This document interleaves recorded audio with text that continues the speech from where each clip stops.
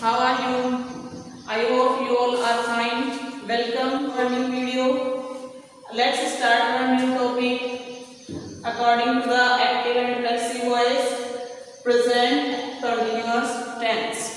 अभी तक हमने पढ़ा पास्ट इंडेफिनिट, प्रेजेंट इंडेफिनिट और फ्यूचर इंडेफिनिट की पैसिव वॉइस कैसे बनाई जाती है। अब स्टार्ट करते हैं कि प्रेजेंट कॉन्टिन्यूअस के सेंटेंस की पैसिव वॉइस कैसे बनाई जाती है। सबसे पहले बात कर लेते हैं कि कॉन्टिन्यूअस का मीनिंग होता है जिसमें काम जारी रहता है। ठीक है, प्रेजेंट मींस वर्तमान काल में जिन वाक्यों में ये सेंस आए कार्य जारी है और वो भी वर्तमान काल में, यानी जिनमें लास्ट में रहा है, रहे हैं, रही हैं, ऐसा आता है, वो सेंटेंस प्रेजेंट कॉन्टिन्यूअस होते हैं।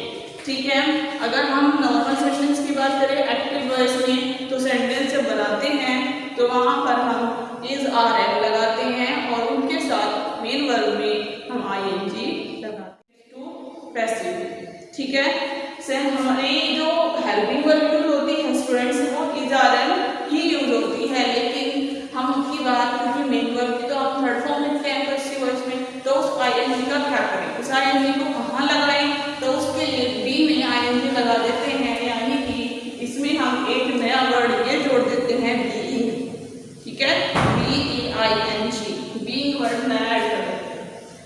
तो फर्स्ट रूल देखिए हमारा, पहले सब्जेक्ट फिर वर्ब कौन सी यूज की जाएगी, इज आर एम, उसके साथ हमें एक नया वर्ड क्या जोड़ना है, बीइंग, उसके बाद मेन वर्ब की third form plus by plus object, इसके लिए है ये रूल अफर्मेटिव के। इज आर एम का यूज बताने की आईनी का आपको जरूरत नहीं होगी, फिर भी हम एक बार बता देते हैं, इज हमेशा सिंगुलर सब्जेक्ट के साथ यूज होता है, सिंगुलर सब्जेक्ट यानी जो एक।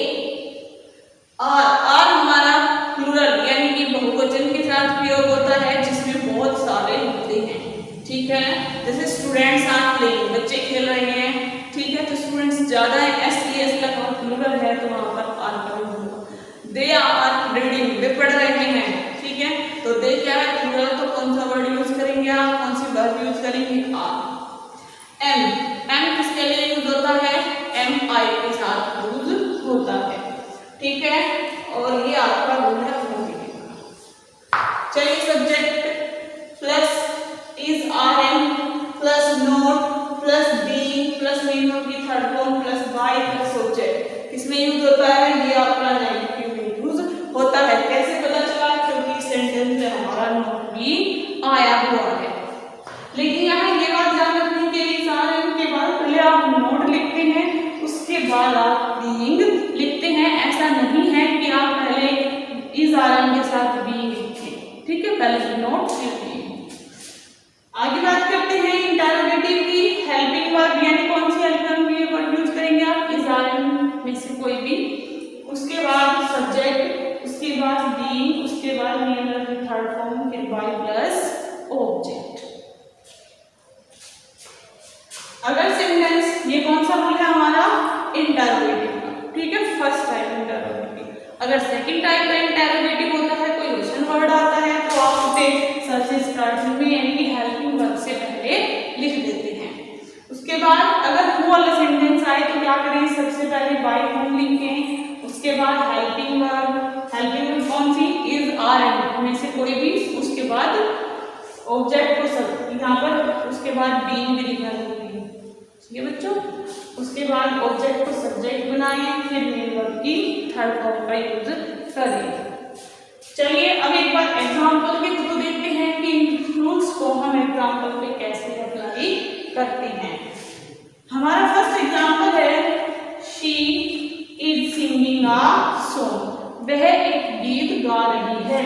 सेंटेंस की सबसे पहले देखिए, ये सब्जेक्ट है, ये हमारी वर्ब है और ये हमारा ऑब्जेक्ट है। कभी भी आपके सामने सेंटेंस आए तो सबसे पहले ये पहचान करिए, स्पेशली जब हम पैसिव वर्ब बना रहे हैं तब, कि वो सेंटेंस है कौन सा, क्योंकि जब हमें मिक्स सेंटेंस मिलते हैं तो हम ये पहचान नहीं कर पाते कि सेंटेंस कौन सा है, उसमें कौन सी हेल्पिंग वर्ब लगाई जाए। तो सबसे पहले देखिए, इज आया है और आईएनजी लगा हुआ है वर्ब में, तो सबसे पहले ये देखिए, इज हमेशा प्रेजेंट में आता है, इसका मतलब ये सेंटेंस प्रेजेंट का है। अब हमें ये सोचना है कि प्रेजेंट का कौन सा सेंटेंस है जिसमें वर्ब में आईएनजी आ जाता है, वो कंटीन्यूअस ही होता है। तो तो यानी ये प्रेजेंट कंटिन्यूअस सेंटेंस है। अब सोचिए कि इसकी हेल्प जब हम पैसिव वॉइस बनाते हैं तो क्या लगाते हैं, इज ऐसे कैसे लगाएंगे, इज आर एंड दिस कोई भी वर्ब और उसके साथ हम बीइंग का यूज करते हैं। बाकी का स्ट्रक्चर वही है। अब इस ऑब्जेक्ट को हम सब्जेक्ट बनाते हैं, a song,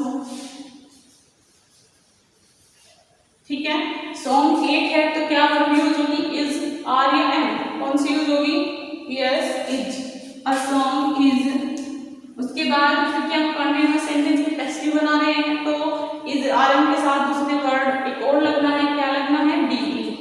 a song is, जैसे कि हमारे स्कूल में दिखाया गया, पहले सब्जेक्ट फिर इज आर एम से लगाने के बाद हम बीइंग का यूज करते हैं। फिर मेन वर्ब की थर्ड फॉर्म, मेन वर्ब की थर्ड फॉर्म सिंगिंग, सिंग हमारी फर्स्ट फॉर्म है, ठीक है। सिंग की थर्ड फॉर्म क्या होती है, सिंग, सिंग, सन, सन थर्ड फॉर्म होती है। A song is being sung, ठीक है, मेन की थर्ड फॉर्म हो गई। अब हमें क्या लिखना है, ऑब्जेक्ट, यानी कि जो सी है हमें इसे ऑब्जेक्ट बनाकर लिखना है और इसके पहले बाई का यूज करना है। सी का ऑब्जेक्ट क्या होता है स्टूडेंट्स, हर, बाई हर। तो सेंटेंस की हिंदी क्या निकली, A song is being sung by her। इसका हिंदी अर्थ था वह एक गीत गा रही है और इसका अर्थ है एक गीत उसके द्वारा गाया जा रहा है। सेंटेंस की सेंस दोनों की सेम है, बस सेंटेंस का थोड़ा स्ट्रक्चर बदला है, ठीक है।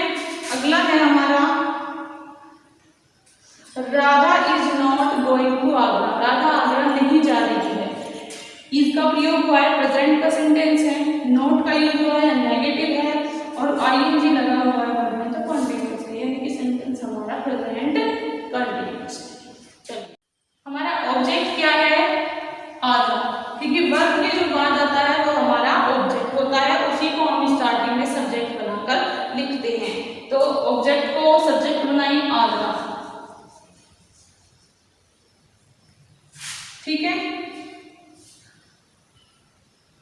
उसके बाद आगरा एक ही है तो हम लिखेंगे इज, उसके बाद हम नॉट लिखेंगे, उसके बाद हमें एक वर्ब लिखनी है जिसको क्या है, जो हमेशा कॉन्टिन्यूअस में लगती है पैसिव बनाने के लिए, B. Agra is not being, ठीक है। उसके बाद मेन वर्ब क्या है यहाँ पर, गो, गो की थर्ड फॉर्म लिखेंगे आप, क्या होगी, go, went, gone, gone third form. Agra is not being gone, Agra नहीं जाया जा रहा है, ठीक है। अब क्या रहता है हमारा बाई, वर्ब के बाद क्या है बाई, उसके बाद ऑब्जेक्ट, राधा जो सब्जेक्ट है जो ऑब्जेक्ट बनाकर लिखिए। देखो नेम में कोई परिवर्तन नहीं होता किसी के, हमेशा प्रोनाउन में नहीं चेंज होता है, तो राधा को हम एज इट इज यूटी में लिख लेते हैं। तो सेंटेंस आपका हो जाता है Agra is not being gone by Radha. हमारा व्हाट आर यू स्पीकिंग, तुम क्या बोल रहे हो या तुम क्या बोल रही हो, ठीक है। हमारा सेंटेंस है इंटरोगेटिव, क्योंकि स्टार्टिंग में क्वेश्चन वर्ड आया है और लास्ट में क्वेश्चन मार्क आया है, इंटरोगेटिव सेंटेंस है। इज आर एम आया है, प्रेजेंट का है, आईएनजी लगा है वर्ब में, तो कंटीन्यूअस है, ठीक है।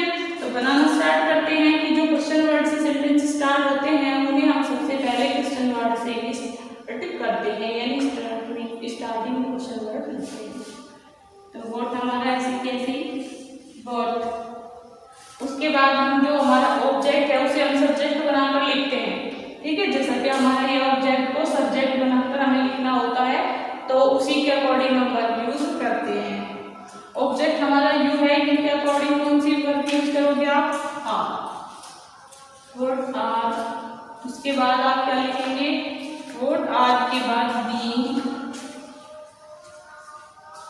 What are being. अब उसके बाद हम क्या लिखते हैं भाई, हमने बाई, अगर हमारा क्वेश्चन वर्ड वाला है तो हम क्या लिखते हैं, पहले हेल्पिंग वर्ब लिख दी, क्वेश्चन वर्ड लिख दिया, उसके बाद हेल्पिंग वर्ब लिख दी, उसके बाद आप सब्जेक्ट लिखिए बीइंग, क्योंकि हम व्हाट ऐसे कैसी, आर ऐसे कैसी। उसके बाद अगर हमारे सेंटेंस में वर्ब के बाद कोई ऑब्जेक्ट होता तो हम उसे सब्जेक्ट बनाकर यहाँ लिखते, लेकिन इस सेंटेंस में कोई भी ऑब्जेक्ट नहीं है। व्हाट आर यू स्पीकिंग, इसमें हमारा ऑब्जेक्ट क्या होता है, जो वर्ब के बाद होता है, तो इसलिए हमने यहाँ पे कुछ नहीं लिखा, आर के बाद बीइंग लिख दिया। ऐसे कैसे बीइंग, उसके बाद हमारी मेन वर्ब की थर्ड फॉर्म, स्पीकिंग की मेन थर्ड फॉर्म क्या होती है, स्पोकन। उसके बाद हमारा जो सब्जेक्ट था सेंटेंस का यूज, इससे पहले हम बाई करके इस सेंटेंस को लिख देते हैं। तो इस तरीके से आपके सेंटेंस बनते हैं इंटायरली। अगर वो वाला कोई सेंटेंस आता है तो आप इस स्ट्रक्चर के अकॉर्डिंग बनाएं। हेल्पिंग वर्ब जो भी हमारी होती है इज आर है, उसके बाद बीइंग करके बना दे। इसमें बाकी सेम ही प्रोसेस यूज किया जाता है। ओके स्टूडेंट्स, तो इसी तरीके से आप कोई एक्सरसाइज करिए, इन रूल्स को ध्यान में रखते हैं, स्पेशली वर्ब।